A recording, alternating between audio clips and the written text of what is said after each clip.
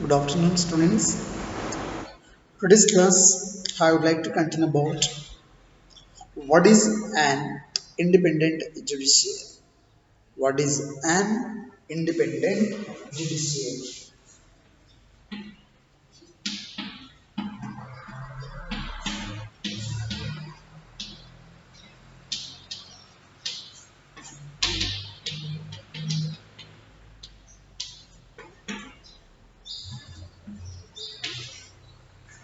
What is an independent judiciary?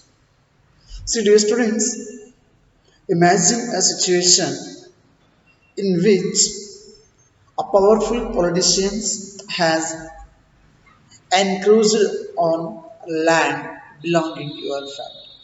Suppose it is actually imaginary. If any politician,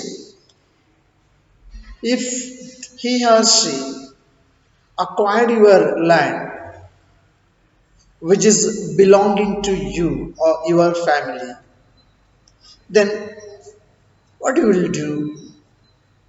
Whether just you are living like them or whether you are going to foot a fight against the person or the politician who has acquired your land, or else you can go to whether can you go to police station or can you go to court. So what to do in this situation? So dear students, within this judicial system, the politician has the power to appoint and dismiss a judge from his office. When you take this case to court, the judge is clearly partial to the politician. Are you agree with this? So it is very clear that because whoever it may be the judges, they must give justice according to the law, according to rule of law. So not in favor of any politician or any government official or whoever.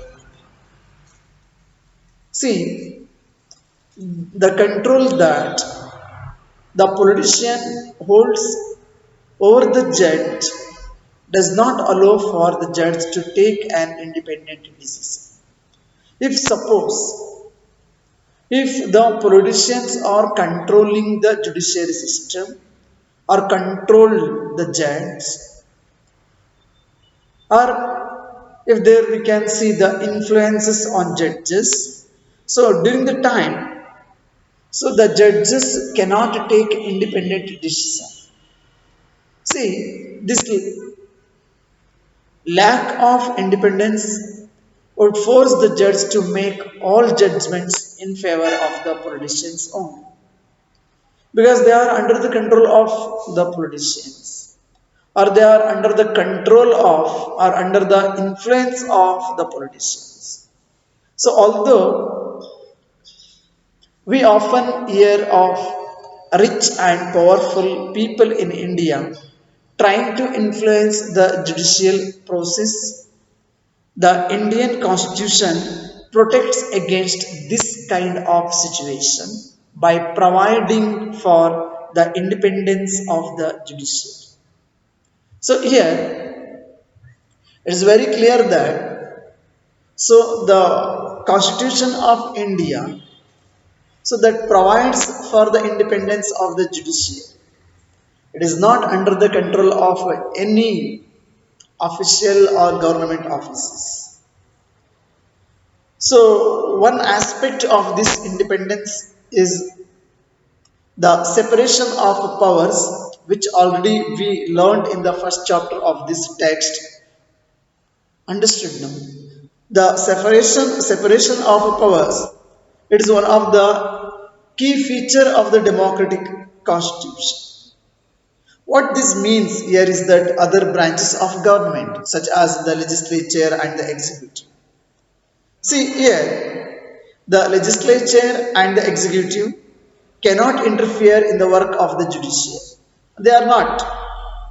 The courts are not under the government and do not act on behalf of the politicians. Is it clear now? See here, So the legislature and the executive cannot interfere in the work of judiciary. That's what we studied, separation of power. So the government power divided into different organs such as legislature, the executive and the judiciary. So here the courts are not under the government and do not act on their behalf. See, here the separation of the power for what purpose? To work well. It is also crucial that all judges in the High Court and as well as the Supreme Court, so they are appointed with the very little interference of from the branches of the government. Are you getting now? So actually the judges even for High Court also and even for Supreme Court also, they are appointed with a very little interference from these other branches of the government, such as legislature and executive. See, once appointed to this office, it is also very difficult to remove a judge. They can appoint, that's all, but it's too difficult task to remove from their place or from their position. So please keep in your mind. So once appointed to this office as a judge, it is very difficult to remove a judge from their position. See, it is the independence of the judiciary that allows the courts to play a central role in ensuring that there is no misuse of power by the legislature and as well as the executive. So it is the independence of the judiciary, understood? So which allows the courts to play a central role in ensuring that there is no misuse of power by the legislature and by the executive. It also plays a crucial role in protecting the fundamental rights of citizens. Getting now? Because if any citizen or if any person, anyone can approach the courts if they believe that their rights have been violated, whoever it may be. So the citizens of our country, so if suppose if their fundamental rights are violated by any person or any organizations or even by the any different government offices or government officials or the politicians or government itself, if the fundamental rights are violated by government itself, so the person can approach to the court because the fundamental rights are guaranteed by and secured by the constitution. They can go to court also, dear students. Now let us discuss about the structure of courts in our country. The structure of courts in our country.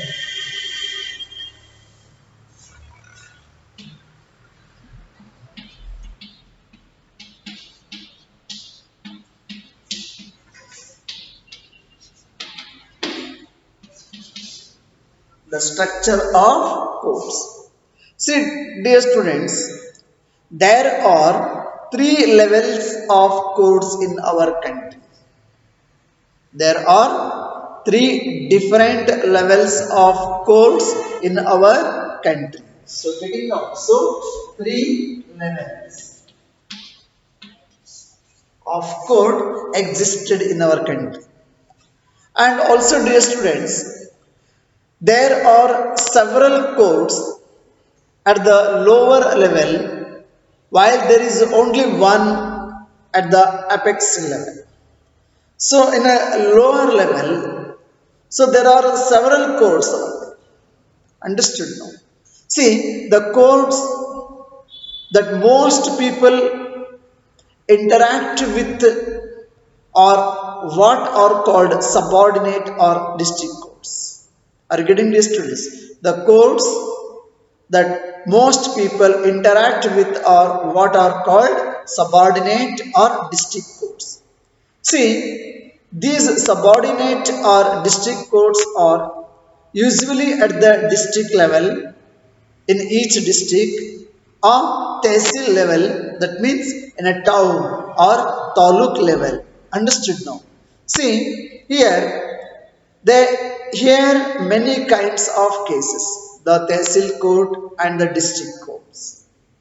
Each state, we all of you knows that, divided into different districts, and so that are presided over by a district judge. District judge. So each state has a high court, which is the highest court of that state. In each state where we can see, so the high court of that respective state, and these high courts, which is or which are the highest court of those states. See, at the top is the Supreme Court, that we all of you knows that the Supreme Court is located in New Delhi and is presided over by the Chief Justice of India, those who are called as a CJI. That means Chief Justice of India.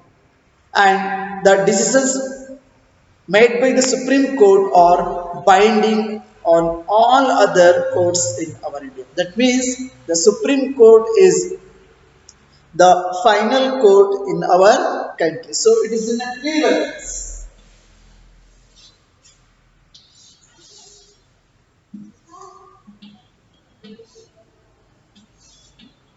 This is what Supreme Court and High Courts and subordinate courts or district,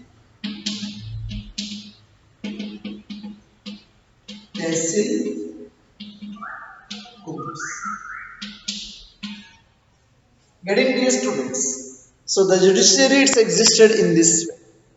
So the Supreme Court is highest court in our judiciary system, which is located in the capital city of our country, Delhi. Got it now? In New Delhi. And also each state has their own high court. And there are several district courts and tehsil courts also existed in our judiciary system. I hope dear students, so you may understood this concept. See, here are these different levels of courts connected to each others. This is the question, whether these courts are independent or each courts are connected to each other. This is a major question. So these are different levels in these three levels. So whether the courts are connected to each other. Of course, dear students, yes, they are connected. So in India, we have an integrated judicial system. We are following integrated judicial system. That means the decisions made by higher courts are binding on the lower courts. Got it now? So the decisions made by higher courts are binding on the other lower courts. Another way to understand this integration is through the appellate system that existed in India. Appellated system. What is this appellated system? That means that a person can appeal to higher court if they believe that the judgment passed by the lower court is not just. Suppose the decisions taken by the tehsil court, then the person can appeal to district court. And even suppose if is not happy in this district court, then the person so go to higher court or high court also to appeal.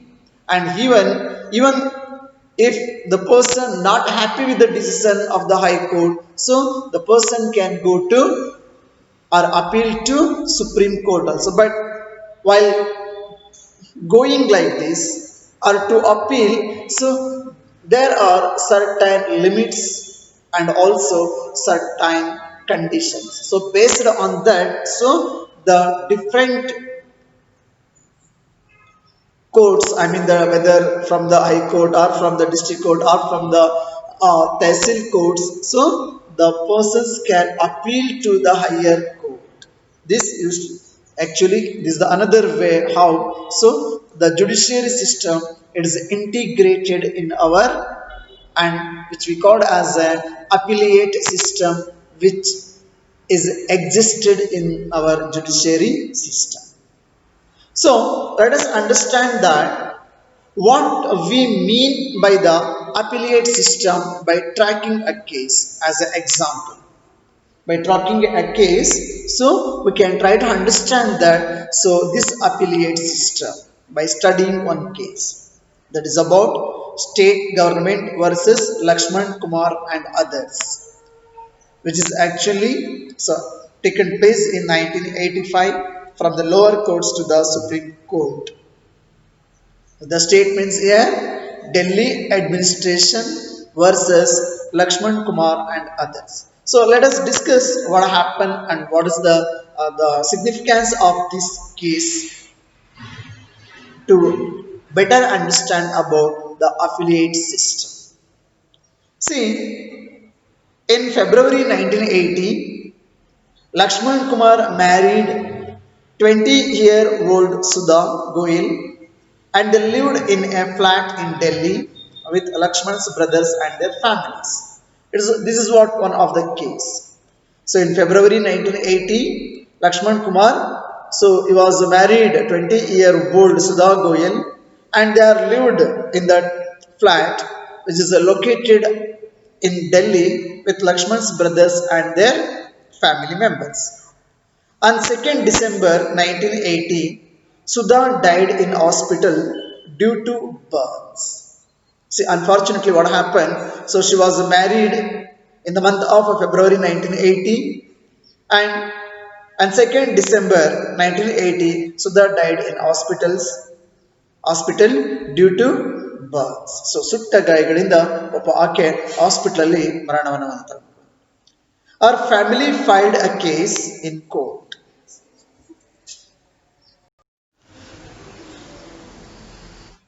Unfortunately, student, so ಆಕೆ ಪಾಪ ಸುಟ್ಟ ಗಾಯಗಳಿಂದ ಮರಣವನ್ನು ಹೊಂದಿದಳು. So ನಂತರ ಏನಾಗುತ್ತೆ, hour family filed a case in court. So court ಅಲ್ಲಿ ಕೇಸನ್ನು file ಮಾಡ್ತಾರೆ. When this case was heard by in the trial court, four of our neighbors were called in as witnesses. So four of their neighbors, so they were called in as witnesses. So they stated that on the night of December 1, they had heard Sudha scream and had forced their way into Lakshman's flat. So those the neighbors, those who were in as witnesses, so they were actually so given like this statement. December 1st, the witnesses, they had Sudha scream and had forced their way into Lakshman's flat. So there they saw Sudha standing with her sari in flames. So ಅವ್ರು ಹೋಗ್ತಾರೆ, ತಕ್ಷಣ ಅಲ್ಲಿ ಸುಧಾ ಕಿರ್ಚಾಡ್ತಿದ್ದಂತಹ ಸೌಂಡನ್ನ ಕೇಳಿ ಹೋಗ್ತಾರೆ. ಹೋದಾಗ ಅಲ್ಲಿ ಕಂಡಿದ್ದಂತಹ ದೃಶ್ಯ ಏನಂತ ಹೇಳಿದ್ರೆ, ಸುಧಾ ಸೀರೆಗೆ ಬೆಂಕಿ ಹಚ್ಚಿರುತ್ತೆ. They extinguished the fire by wrapping Sudha in a gunny bag and a blanket. So they were tried to wrap ಬೆಂಕಿಯನ್ನು ಆರಿಸಲಿಕ್ಕೆ ಸೊ ಅವರು ಪ್ರಯತ್ನವನ್ನು ಮಾಡ್ತಾರೆ. Sudha told them that her mother-in-law Sakuntala had poured kerosene oil on her and that her husband Lakshman had lit the fire. So ಅವ್ರು ಏನು ಹೇಳ್ತಾರೆ ಅಂತ ಹೇಳಿದ್ರೆ, ಸುಧಾ ಅವ್ರಿಗೆ ಹೇಳಿದ್ರಂತೆ, ಏನು ಹೇಳಿದ್ರು ಅಂತ ಹೇಳಿದ್ರೆ, so her mother in law Shakuntala had poured kerosene oil, ಸೀಮೆ ಎಣ್ಣೆನ ಹತ್ತೆ ಸುರಿದ್ರು ಶಕುಂತಲಾ ಅವರು. ಆಮೇಲೆ ನನ್ನ ಗಂಡ ಯಾರಿದ್ದಾರೆ, ಹಸ್ಬೆಂಡ್ ಲಕ್ಷ್ಮಣ್, ಸೊ ಬೆಂಕಿಯನ್ನು ಹಚ್ಚಿದ್ರು ಅಂತ ಹೇಳ್ತಾರೆ. C during the trial, Members of Sudha's family and a neighbor stated that Sudha had been subjected to torture by her in laws and that they were demanding more cash, a scooter, and a fridge on the birth of the first child. So ಇದನ್ನೆಲ್ಲ ಸ್ಟೇಟ್ಮೆಂಟ್ಗಳನ್ನು ಅವ್ರು ಕೊಡ್ತಾರೆ. Sudha's family actually and a neighbor stated that Sudha had been subjected to torture. Sudha family ಅವ್ರು ಹಂಗೆ ಹೇಳ್ತಾರೆ. So ಅವರ ಅತ್ತೆ ಮಗಳ ಕಿರುಕುಳವನ್ನ ಏನಂತಾರೆ, they were demanding for more cash and also a scooter and also a fridge on the birth of the first child. See, as part of their defense, Lakshman and his mother stated that Sudha's sari had accidentally caught fire while she was heating milk. So ಇಲ್ಲಿ ಸುಧಾ ಅವರ ಅತ್ತೆ ಮತ್ತೆ ಗಂಡ ಯಾರು ಬೆಂಕಿ ಹಚ್ಚಿದ್ರು ಅಂತ ಹೇಳಿದ್ರಲ್ಲ, ಅವರ ಸ್ಟೇಟ್ಮೆಂಟ್ ಏನಿತ್ತು ಅಂತಂದ್ರೆ Lakshman and his mother, Lakshman ಮತ್ತೆ ಮದರ್. ಸೊ ಅವರು ತಮ್ಮ ಸ್ಟೇಟ್ಮೆಂಟ್ ಅನ್ನ ಹೀಗೆ ಕೇಳ್ತಾರೆ. So Sudha's sari had accidentally caught fire while she was heating milk. So ಆತ ಹಾಲು ಕಾಯಿಸ್ಬೇಕಾದ್ರೆ ಆಕಸ್ಮಿಕವಾಗಿ ಬೆಂಕಿ ಬೀಳ್ತು ಅಂತೇಳಿ, ಬೆಂಕಿ ಆಕೆಯ ಸೀರೆಗೆ ಹತ್ತಿತ್ತು ಅಂತ ಹೇಳಿ ಸುಧಾ ಅತ್ತೆ ಮತ್ತೆ ಹಸ್ಬೆಂಡ್ ಆದಂತಹ ಲಕ್ಷ್ಮಣ್ ತಮ್ಮ ಸ್ಟೇಟ್ಮೆಂಟ್ ಅನ್ನ ಕೊಡ್ತಾರೆ. On the basis of this and other evidence the trial court convicted Lakshman, his mother Shakuntala and his brother-in-law Subhash Chandra and sentenced all three of them to death. ಈ ಮೂರು ಜನರು ಸಹ ಅಪರಾಧಿಗಳು ಅಂತ ಪರಿಗಣಿಸಿ ಟ್ರಯಲ್ ಕೋರ್ಟ್ ಅವರಿಗೆ ಶಿಕ್ಷೆಯನ್ನು ಕೊಡುತ್ತೆ ಮಕ್ಕಳು. What kind of that? All three of them to death.